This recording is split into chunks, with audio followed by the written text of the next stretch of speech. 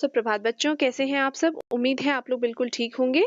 तो जैसा कि हमने लास्ट क्लास में तानसेन के जीवन परिचय के बारे में पढ़ा था, उनके इंट्रोडक्शन के बारे में पढ़ा था। आज हम उस कड़ी को आगे बढ़ाते हैं और आज हम शिक्षा के बारे में पढ़ेंगे।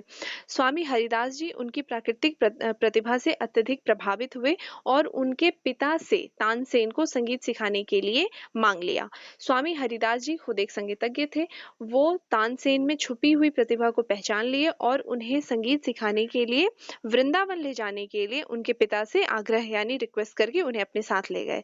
इस प्रकार तानसेन स्वामी हरिदास के साथ रहने लगे और तानसेन जो है उनके साथ वृंदावन चले गए और उनके साथ ही रहते थे और 10 वर्षों तक उनसे संगीत शिक्षा प्राप्त किया। 10 सालों तक तानसेन जो है हरिदास जी से संगीत सीखे।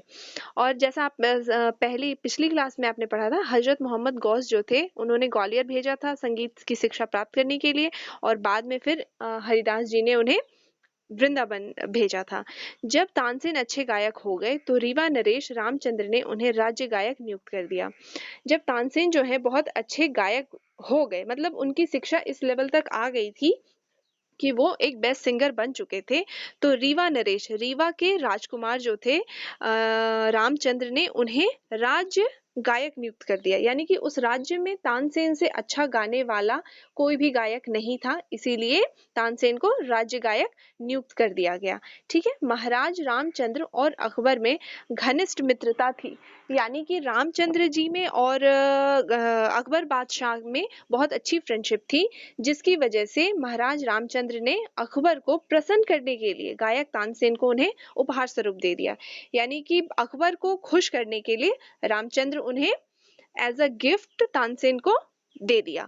ठीक है। अकबर खुद एक संगीत प्रेमी था, यानी अकबर को गाना बजाना और इन सारी चीजों में बहुत ज्यादा रुचि थी, उनका इंटरेस्ट बहुत था, तो वो इस बात से बहुत प्रसन्न हुए।